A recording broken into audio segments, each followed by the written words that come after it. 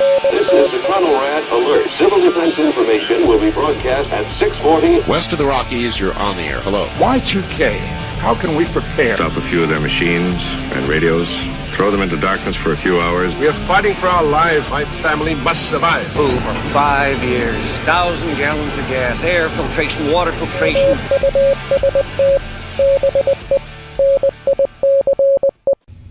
Hey guys, Toolman Tim here. I hope you enjoy this slightly different Sunday evening live.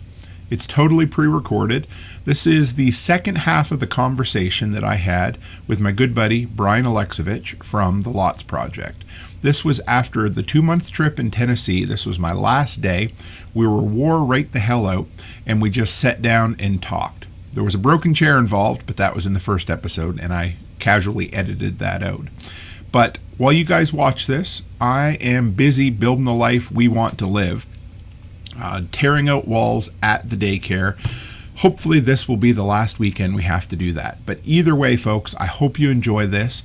If you want to hear this conversation in its entirety in the podcast feed, later on this week, both episodes will be merged together to make one audio file. So anyway, guys, have at her, enjoy this Sunday evening, and I will see you on Thursday. Our biggest expense now, so the first thing is, once this became somewhere we could live and sleep, I no longer have to book a hotel when I come down. Yep. That's huge money in. Number 2, we have a storage locker, so that's a yearly expense. Mm-hmm. Number 3, I have to pay for laundry at the laundromat. Mm-hmm. And until I started bartering with a member of the community, I had to pay $18 a pop for a shower at the gas station. Beautiful shower, but $18 is a lot for a shower. Yeah. So did I tell you about that? So I now trade, I won't say the guy's name because I'm not sure if he wants me to, but we trade patches for showers because he's a trucker who gets them for free.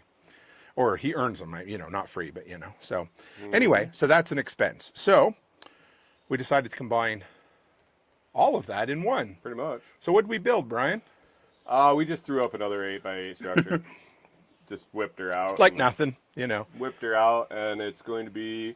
there's going to be a composting toilet, a full corner shower, 3x3, 3x3 corner shower, which will be really nice because if we want to plumb outdoor shower on the outside of that wall, yep, we'll be able to share plumbing. There's a shower pan. We'll be able to dissipate gray water in a responsible way. And then also you have a small washer dryer, like an off-grid spin. So it's a spin washer. Spin washer. So my best friend growing up, his grandmother used that to do their laundry. Oh, it's a spin washer and then line dry. Yeah, well, so but no, it has a little dryer. It does. So it has the washing machine on one side and then a spinner on the next side. To ring it. So it will spin it drier than most washing machines. Right. Then clothesline. And then the clothesline. Yeah. Yep. And then some storage. Because we needed storage, which actually that's friggin' awesome to have that storage. So yeah. Steel door. It's going to have a window, I think, eventually. Maybe. Yeah, so you can look out the window while you poop. Yep. So we'll have a composting toilet in the front corner, and that's it. So it's our bathhouse because it holds everything. Yeah, it sounds kind of... It'll be kind of... We'll set it up to make sure that we can drain it out if we get some cold spells here. But, yeah, so... We'll also be able to run water over to the back corner of the cabin, so we'll be able to have a sink in the cabin. Yes. Some running water in there to whatever, if you got a little cooking space or whatnot. But yeah, two places with water, and it'll be pressurized water when we have a pump, because we can run up now the power that we have here. So we'll be able to pressurize everything right up. Yep. And so that knocked out toilet, shower, washing, like clothes washing facilities and storage all in one 8x8. Now we'll probably do a lean-to on the side for... and the thing is, like, with the way the property's set up and the fact that we're going to put multiple locations with structures, an 8x8 somewhere else that doesn't need the washer, doesn't need maybe the shower, if there's a communal shower somewhere, and right. An 8x8 there then is a storage locker. Yep. And then, you can you can pack that to the tits. I mean, right to the 'cause you do ceiling. not Yeah. have function in it. Yeah, and if we can find a damn outswing door somewhere, we don't even need to worry about you know. And yeah. then we have the nursery area that's going in that we'll end up putting a structure there for tools, and that'll be some additional storage because these 8x8s are so stupid easy to put up that it doesn't make sense to put a 4x2. Right. I mean that's what I was kind of thinking when we were talking. It took us, and I mean we're getting better at this, but it took us 3 times as long to build the outhouse as it did to build this 8x8 shed. Well, we also talked for 3/4. Well, of the that's time. true. We did, yes. But we're getting a lot. 2 podcasters building things takes longer than most normal people because It does. We talk. That's what we do. I'm like, all right, I'm just going to keep going, try to talk, and we talk. And we did well today. We did get we had a deadline. We did, yeah, because I mean, it's the a boss literal gave deadline. us a deadline. Yep. And what we needed done before we could do this, and this is what we like to do sit around and talk.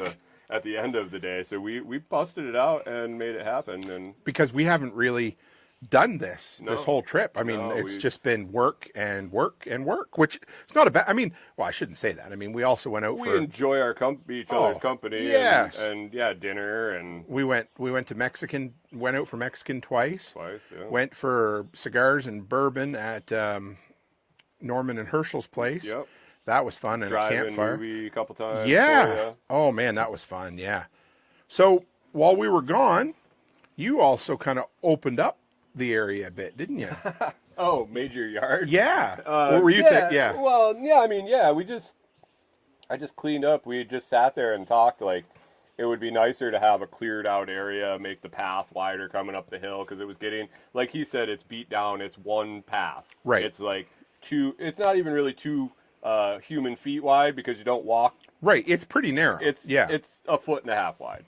And so we were like, it would be really nice if we took the path to this side of this tree, but it was kind of overgrown. And I was going to come out and take a tree out that's across the path we want to use. And it was just something I didn't want to do by myself. And Corey wasn't here. It was a weekday. She was working.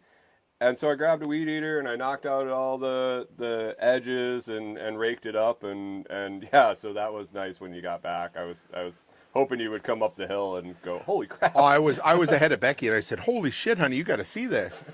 So we now have a front yard. Yeah, front yard. I mean, and you don't need a yard that you need to keep mowed out here in the woods. Nope. But what you need is the weeds knocked down. you need a buffer zone from the woods. Yep. Because we were talking about leading edge or like edge plants and that sort of briars thing. Because that's what wants to pop up, right? Well, Brian Young was talking about that at his place. He despises weed eating, but if you don't trim the edges, you get briars. Right. And that's what brings the forest into where you don't want it. So it just keeps coming. So first the grass, and then the briars, and then the trees, and and the other thing is this grass gets tall, it hides things, so you keep it beat down. And so the idea is we've kind of got a teardrop shape, don't we? Because it kind of, and again, we'll clear out in the back here a little bit more too, but the land tells us where literally it's naturally. we looked and said this tree, this tree, this tree, and they're all the same size, so they're all pretty much the same age, but it makes the perfect ring around where. And it wasn't a matter of, hey, let's go mark trees. You can stand here and just go, it makes sense to go to these trees, and everything inside that gets cut to the ground. I think one of the things that Brian Norton did out at his property with weed eating, and then every time you walk by, you just have jars of grass seed of different, what you want, clover seed, and you just, every time you weed eat, you just throw them out. And you throw them out, and it's just like death by 1,000 needles. Eventually, it just overtakes things.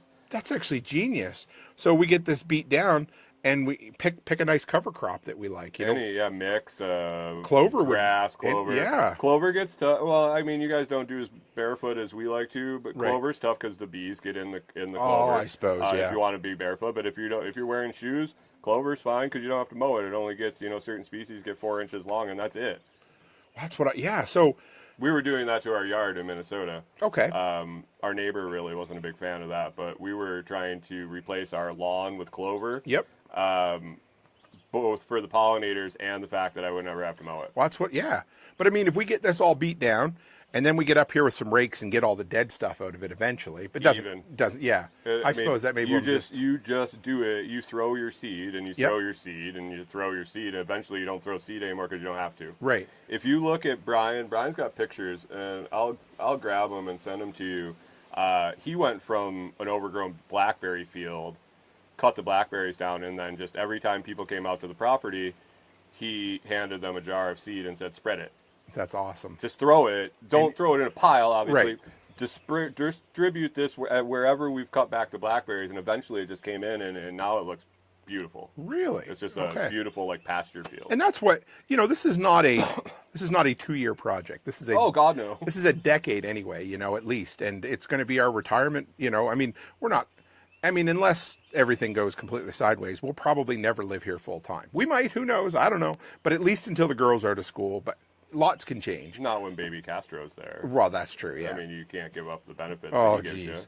But, but we want it livable. We want it nice so that we just come down and, I don't mind taking care of it, but it's just going to be a nice place. So something you just barely touched on, talk about the garden. Or what are you going to call it? Are you even calling it a garden, or what is it called? It's just a nursery, really. So we... what did we first put? So we actually cleared it as a campsite originally on workday. It was one of the first places we were going to put a campsite. Also on that workday, somebody brought some comfrey. Oh yeah, who brought that? Mike's homestead. Okay, yep. And so he brought that. We kind of Corey and I snuck off over and found a place. We've done some experimenting. We're finding that it really likes edges of creeks and things like that. And this creek that we talked about earlier, there's another similar one down by this campsite. And so we planted the comfrey there. Didn't really think much of it. And then as the winter came and all the foliage went down, and we started looking at things more, it looked like a really nice area to try to grow some stuff along that creek, because there's access to water and it was good soil. It's at the bottom of the property down the hill where everything's run down the hill for years and years and years. And so in the spring, we had an opportunity to get elderberry cuttings and yarrow and some other things from Carrie Brown, and we needed a place to put it. And so I was like, hey, and I talked with Carrie, and Carrie's working on this project too, and giving his input, which is invaluable. Oh yeah. And I said, hey, what do you think about that spot down by the campsite, putting the elderberry? And he's like, it's as good as any. And it was easy to clear out because we had kind of started, and so I cleared a small spot for the elderberry, and I planted them in a big ring right along the creek and put the other plants that he sent out. And we were just going to use that as a starter to propagate the elderberry where we wanted it on the property, whether that's along the trails or at the campsites or whatever. And then as we worked down there longer, we got a trial pack of comfrey for our whole pack comfrey that I sell for Jamie down the road. And we took some of it and kind of put it there to see how it would do. We were checking out some other plants at SRF. Mm-hmm. You got a bucket of Jerusalem artichoke. Oh, yeah. So Chicken Hawk brought us a bucket of... So it's becoming this, like, continent-wide... Yeah. Becky won fodder trees from Rare Tree Store, Nick Ferguson stuff. And so the more we looked at it, and the more I kind of looked at the land, again, the land telling me what I should do, it didn't make sense to put that campsite there, but it did make sense to clear out a larger area and just turn it into a nursery, because we have the fodder trees coming that are propagatable. That's exactly what they're designed to do. Yep. We have the elderberries, we have the comfrey revenue streams, we have the blackberry season here is going to be unreal as you walk around this property and look at all the started blackberries. All of this stuff is kind of going to go down in that area. For educational purposes, where we can bring people in and show them the plants and what they look like and how to propagate them, but also as a revenue stream where we can, once those are established, sell those. Right. Just like Carrie Carrie sold us the elderberry and Nick sold us the trees, we can now replicate that. We can use that as a revenue stream for the property and use it to propagate the plants on the property. So and create food and usable products. Yep. Long term. And the cool thing is they're almost all Perennials. they're all perennials, They're all perennials. with very little upkeep. Well, right? yeah, that's the thing. If we disappeared for a year, they're all going to be fine. Right. They're you come all back gonna and be it's fine. going to be bigger than You it was. got to trim them down. You got to cut them back. You got to do some work, but you could literally leave them and come back, and all the plants we're going to put there. Everything here is designed to be low maintenance, if need be. And that's all out of necessity, but it just works. I mean, so we came back from, we just went to Mountain Readiness in Harmony, North Carolina. Becky picked up 2 breeds of raspberries. Yep. And was it the same? Was it Two different sizes of elderberry. Elderberry. And I can't. I have to check with Carrie, and I think actually we'll end up with 3 different types here now. Which is great. Yeah. So that'll be fun. That's something I'm going to mention for the next work day, is anybody who has some sort of perennial that wants to bring something, it'll become this big collective delinquent garden, you Yep. know? And what's that? Hydrangea. Becky wants it, because they're edible, aren't they? I don't know. Yeah, I don't know. But Becky loves hydrangeas, and that's if fine. we can't put them, if they don't, we'll have them here for you for sure by your cabin, so you can look at them and smell them and eat them. I guess.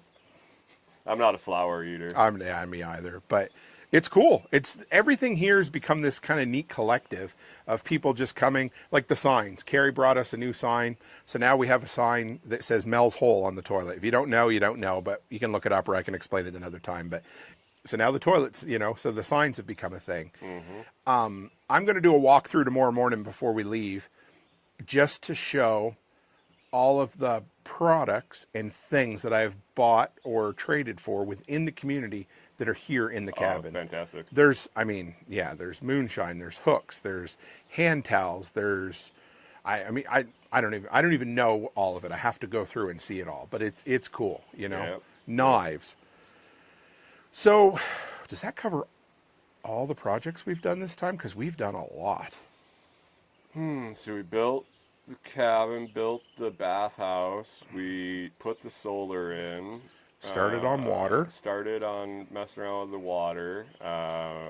You guys went and got all sorts of stuff, cabinets, and Right. Oh, yeah, I didn't even talk about that. So we did a run to Jackson, which is about an hour away, went to a restore, Habitat for Humanity restore, picked up a bunch of vinyl flooring. What that's going to do is make it much easier to keep clean in the cabin and seal up a lot of the little cricks and cracks, We picked up a small piece of countertop, picked up a couple of old recycled kitchen cabinets that we're going to hang to the wall for storage. And then we went thrifting, bought a bunch of candle holders, some Blu-rays so we have something up here, for off-grid watching or whatever. Picked up a couple of board games so we'd have something. I think my favorite find was this little, was it $8, son? Oh yeah, the furnace, the fireplace was tools. it $8? I think it was $8. 15. Okay, I don't know where I got 8 from. So for $15, we got this cool little wood like fireplace tools. They're gonna be perfect for our stove, which we need to bring in or something before I leave, probably. Oh yeah. Yeah, I left. Yeah, so we got a little little 55-gallon drum stove, which will be great. That'll be in here for heating. We're gonna plumb that in, or whatever you want to call it, eventually. You won't need to put a big fire in it. We will not need a very big fire at all. It'll work. It'll be nice. Yeah. It's got a little cook plate on it. And like when we first thought about it, when we first had the 8x8, it was way too big for that. You couldn't fit in there with it. No, you couldn't. So when we brought it up the hill and you looked at it and you looked at the structure, you were like, shit, that's like a quarter of the entire building. So now it's going to go in the corner of the master bedroom, far across from us. Yep. And it'll be a very small fire is all we'll need to. But it's something, it's what we can, it'll be a heat, right? Oh, it'll be heat. And the times you're going to be here aren't necessarily, like, it never gets really cold here. No. And I'm talking to somebody that lives in Alberta, and I Right. came from Minnesota. Like, when I tell you it's not cold here, like, it got to 0 Celsius. And, for a couple of, like a week, it was overnight lows in the teens Fahrenheit. I don't know how Right, that yeah, that's- it's like -7. Yeah, I mean, barely below freezing. Yeah. But, for me, I don't need heat at that temperature. It was for more sleeping. of a pain in the ass. Right. Than an inconvenience of dealing with water and the snow. So it snowed significantly, and then it melted, and it was ice, and then it wasn't warm enough for it to melt, and they don't have snow removal equipment here. So they just leave the it. whole thing was paralyzed because everything here is a hill. Sure. So that was more the inconvenience than the actual cold, especially if you have ever dealt with actual cold. Oh, yeah. So, but if you're down here, here's the other thing that you find really quick is you become, no matter how thick-blooded or thick-skinned you are from where you come from, it doesn't take very long to start getting acclimatized to here. So I'm at LFTN this year. That's Living Free in Tennessee for the spring workshop. Every other year I go to that, I'm like T-shirt and shorts because we fly down, drive down. We've been here for a few days. It's been stupid cold up there, and you come down here and you're warm. So we get to Nicole's, and a couple of nights I put a hoodie on. And I'm like, I see how that happens. I also taught you that you sweat here before you're hot. Right. In the northern climates and in the drier climates, when you start sweating, you're like, holy shit, it's hot out. Mm-hmm. When you start sweating here, it might be 70 degrees. Right. Because the humidity is so high and it's just still. And once you realize that it's not automatically that it's too hot because you're sweating, because that's what it was in Minnesota. If you were sweating, it was 90 knew it was degrees. hot. Yep. It was hot. Here, you sweat, and you just realize that you sweat, and it's not that bad. You have to embrace it. Yeah. But the day we started building that storage shed, that was the day that we were working all day, and then we hit the road to head to North Carolina. Oh yeah, you were tired, huh? I did too much without rehydrating, and I have to be careful because I'm used to just kind of working in Alberta, and you're whatever. But here you are just constantly leaking. Mm-hmm. If you're moving, you're leaking, and it just, you can't. I don't know if you can replace it as fast as it comes out of you sometimes. Yeah, you got to watch your urine color for sure. Oh man, yeah. That old thing, like I learned that when I was a kid, and I never really realized it until here. You could actually watch it. Oh yeah, if you haven't drank enough, you got to be careful. So, something to think about living down here. We've had a couple of snakes come through, which we talked about, but again, that's part of it. Ticks. When I first got here, ticks were everywhere. Yeah. We beat it back. I took it upon myself to spray that some time stuff. Too. It was. Was that like where they kind of blossomed? We were like 15 or 20 a day. We were pulling off ourselves. So. I think you got a nest right in front of the cabin too. At that point. But it's gone. Whatever, so they're cut way back. Yeah, they've died down. Chiggers were a little bit of an issue for a while, but they've kind of died back a little bit. You've got a couple lizard friends. Lots of little lizard friends. Creepy Dave, and Creepy. Who's the other creepy one, hon? Creepy Dave and Creepy Dan. They like to sit and stare at you. I don't know. They're kind of, they're strange. But other than that, I think we're good. We never even talked about the coolest thing. You want to talk? You want to talk about that right quick? Yeah, man. Yeah. Whatever. So, what did we figure out, Brian? You said you spent a year here, and what did that tell you? Yeah, so we had kind of targeted this area from the beginning when we took off. We wanted to travel. We wanted to go for about a year. We spent just under a year on the road. And then we wanted to find some place to sit down for a year, still live in our travel trailer, still have the ability to leave if we didn't like it, but really get that climate for the year round. And we were happy here. We were happy with the climate. We got to a point this spring where we wanted to find a place to at least make a home base, not necessarily be done with what we're doing, but have some place that if shit went sideways, if our truck broke down or emergency happened or our trailer blew up or whatever, we knew we had enough money in the bank to get back to that one spot. Mm-hmm. Like that was our planning, our safety net. And maybe we like it enough to stay there. Maybe. We don't know. And then just venture out and do whatever from that place. And so we got to a point, and it was about the time you were coming down, where we were hitting a year. We were trying to figure out what we wanted to do. And so we talked one day, and we decided that, you got 15 acres here, and, there's a pretty nice corner up in the top there that a cabin would be nice for a home base. And so we worked out some details and figured out that we'll probably be acquiring a couple acres on the back side of this in exchange for a bunch of work. We're going to kind of run this as a business together. Yes. And I'll be an on-site kind of site manager, I guess. Yeah, site supervisor, all the above. I've seen it work very well with a lot of the hip camps we stayed at through that year and even before. With someone on site that's engaged, I think it just runs better. We could have run it remotely. Sure. There were plans to do that. And if we had found a different spot we wanted, or if this deal wasn't what we wanted to do or you didn't want to do, we were still going to move forward with that project. But it's it's a lot easier when somebody's here. We had a need, you had a need, I have value to give to you, you have value to give to me. Right. And so we just make it work. And so we're soon, probably after you take off, because we had limited time here with him and to get done what he wanted. But pretty much soon we're going to be starting to build a cabin up on the top of this property and developing out all the revenue streams and camps and retreats, maybe. Yeah, the end goal, I think, man, is a retreat and education center, and just focus everything on teaching people what they can actually do on a property like this. And I think pretty quickly this land will be paying for itself, like very quickly, and then some. Yeah. But even just paying for itself is wonderful. Yeah. I mean, don't get me wrong. But for sure. It won't be long.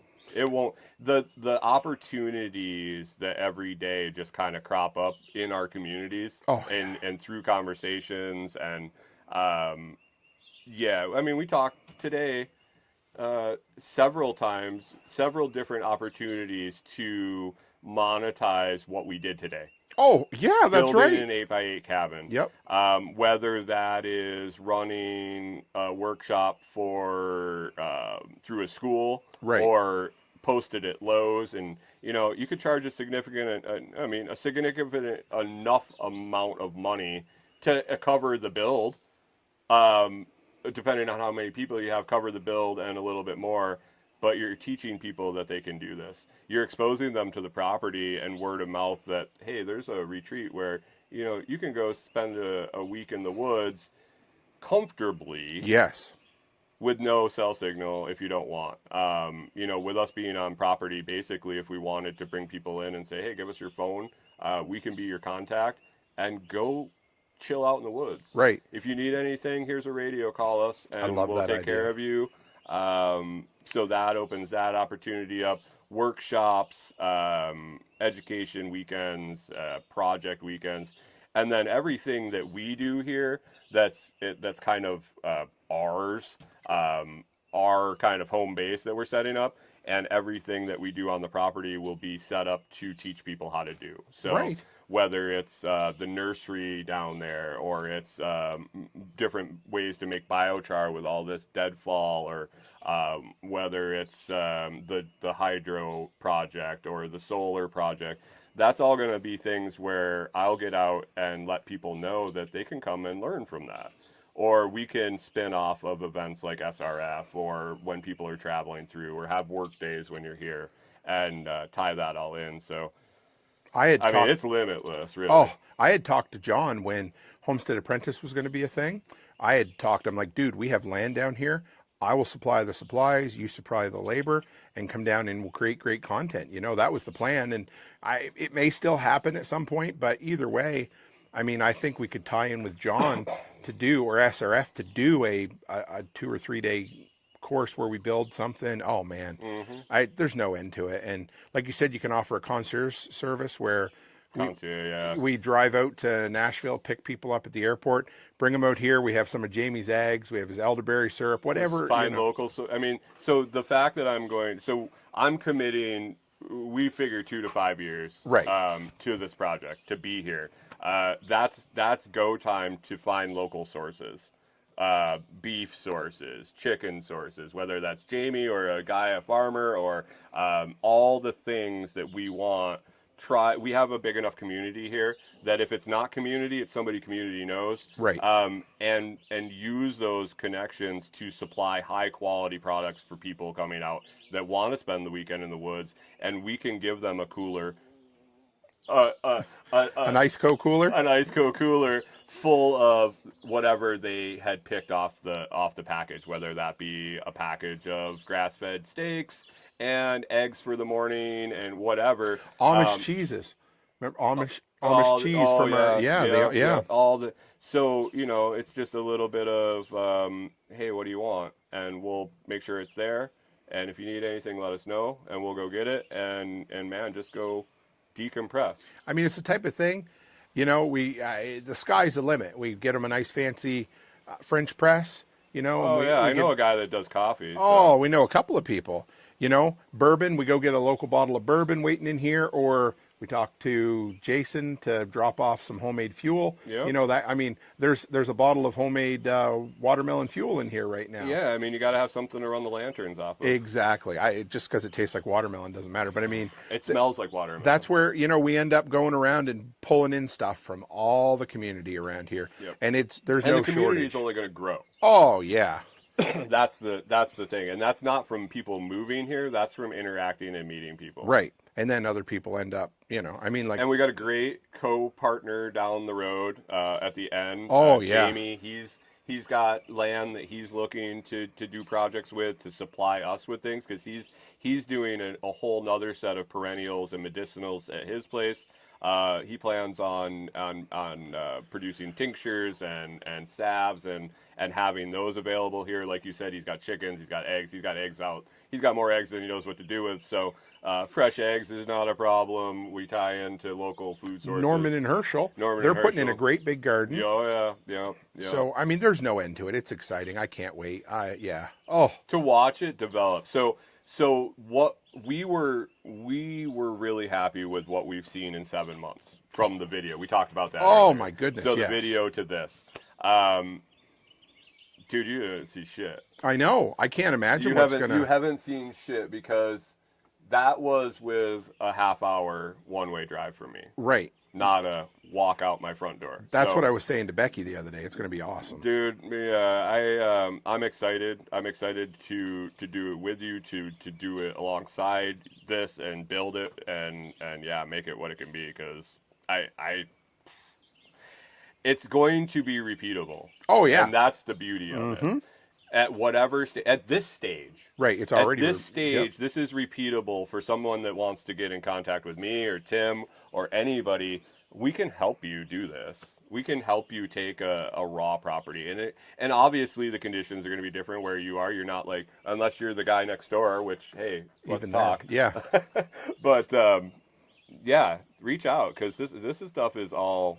This is perfectly doable for anybody. I can't wait. I don't even know where I know where we're heading, but I don't even know where we're heading, if you know what I mean. We don't. Yeah. And that's the best part, is because we're both willing participants to go down a road that, we're in a general direction. We know what we want to do. We kind of know what we want it to look like. And as we see it, it makes sense to do different stuff. And as we adjust and take things in and add things and remove things, it's going to become what it needs to become. Oh, I always use the old illustration, the old adage, like going in a maze. So there's a maze at Little Upper Clemens Park where I grew up, and they would move the boards around, Okay. So, but you would go in and you would come to a dead end. So you'd turn around a little bit, but you didn't go back to the beginning and start over. Right. You just adjusted, and then you went a little bit further. And in this instance, it's almost like you're going down a woods path, and you're just kind of following it. And you might try this branch, and this branch doesn't work. It's not like we're giving up. We're flexible. We kind of let the market do what it does. Yep. And we're heading in a great direction. Yeah, and if the market supports $40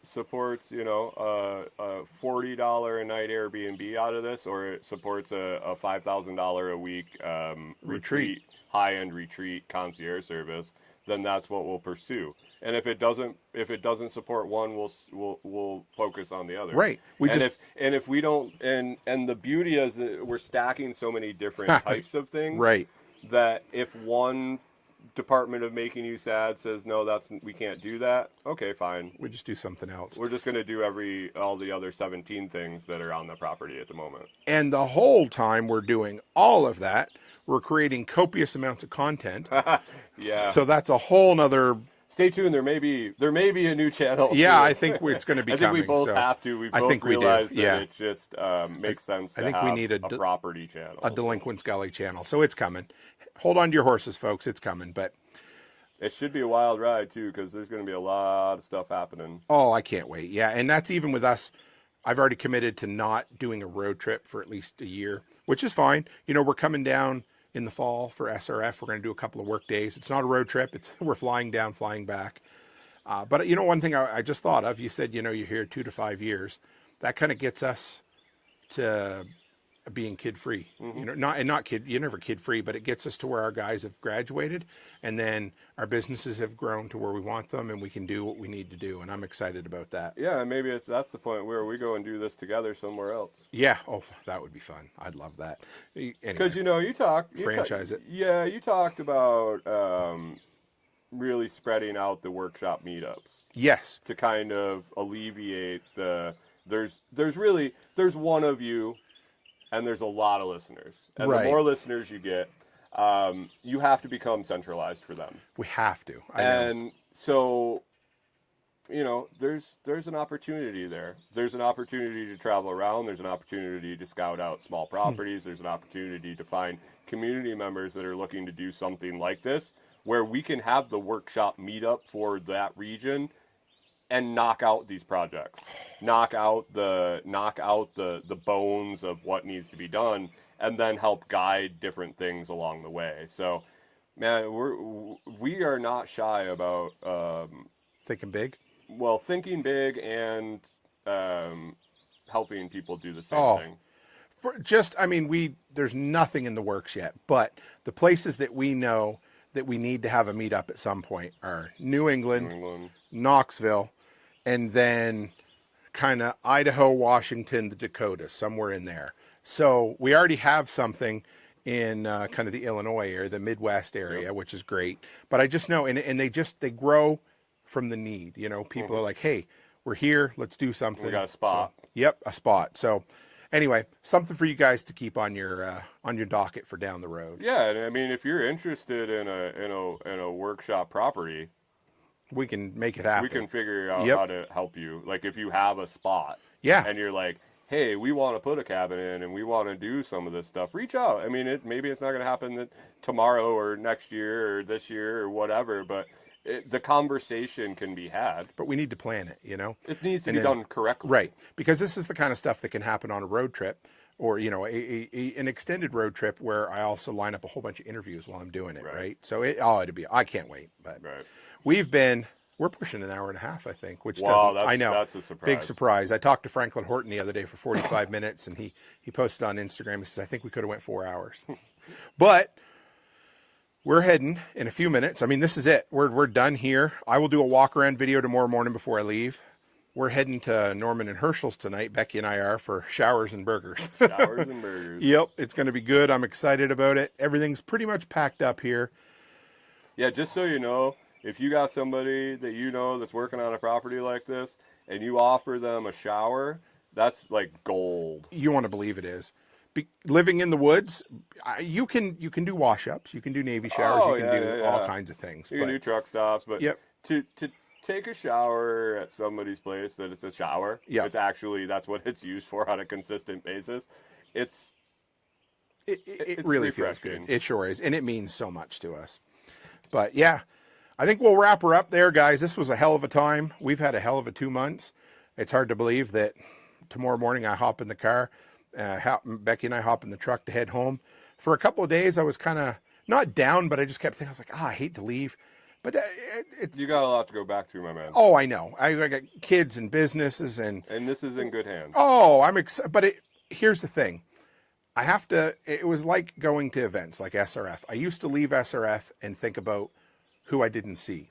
Now I leave SRF and think about, I know I can never do everything, but I leave and think, oh, that was an awesome opportunity to talk to people. And that's what this was. And I think the rain's trying to start. I thought I heard something, maybe not, but it's getting dark here. But yeah, so now I look at it and think, I have an incredible wife who blessed me with the opportunity to come down here for almost 2 months to build a property and build our brand and travel around. And she was able to do it for almost half the time. I am blessed beyond belief, and Must be nice, man. must be nice.